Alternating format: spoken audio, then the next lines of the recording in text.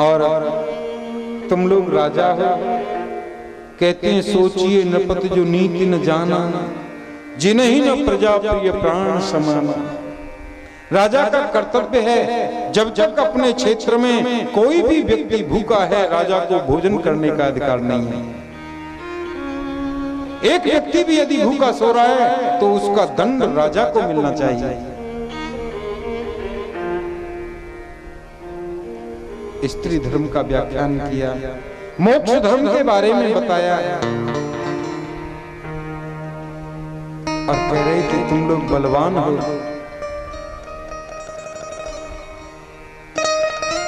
आप बलवान हो तो किसी निर्धन की सहायता करो। ज्ञान में बड़े हो तो जो लोग ज्ञान में थोड़े कमजोर हैं उनकी सहायता करो।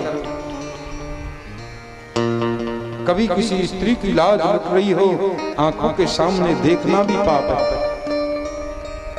इतना उपदेश कर रहे थे, खिल खिल खिल खिल खिल खिल खिल खिल करके द्रौपदी हंसी। अर्जुन ने कौनी मारी, क्या हुआ क्यों हंसती हो? हंसते हंसते द्रौपदी की आंखों से आंसू टपक पड़े। पितामह भीष्म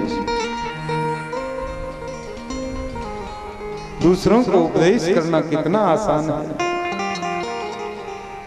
पर उपदेश कुशल बहुत तेरे, जे आचरण ते नर न घनेरे।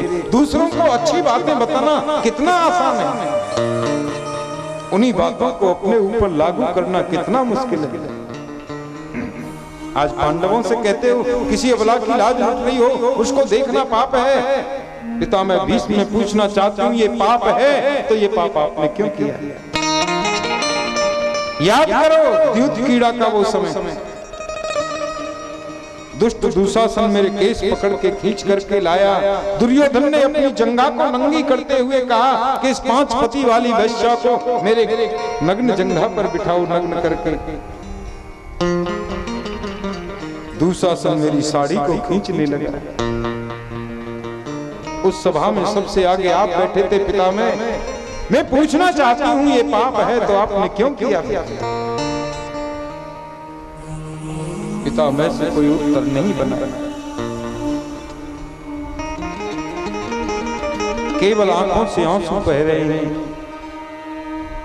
द्रौपदी कहती है मेरा मन आपको तकलीफ देने का बिल्कुल नहीं था।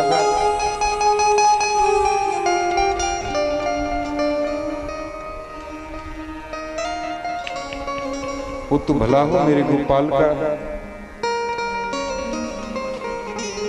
वस्त्रावतार लेकर के प्रकट हो गई। नारी बीच साड़ी है कि साड़ी बीच नारी है कि नारी ही की साड़ी है कि साड़ी ही की नारी है, पता ही नहीं चलने देंगे। पितामह भीष्म ने कहा बेटी तेरा कहना बिल्कुल सही है। तुझे पता है मैं पिछले 52 दिन से बाणों की शैया पर पड़ा हूं। एक बिच्छू जब डंक मारता है तो कितनी पीड़ा होती है, कितना दर्द होता है। हजारों बिच्छू एक साथ डंक मार दें इतनी पीड़ा मुझे पिछले 52 दिनों से हो रही है। मुझे अपने पिछले 100 जन्मों का स्मरण है, याद है। पिछले 100 जन्मों में मैंने कोई पाप नहीं किया। मुझे लगता है केवल और केवल तुम्हारे वस्त्र हरण का प्रसंग जिसका मैं विरोध नहीं कर पाया, उसी की सजा मुझे मिल रही है।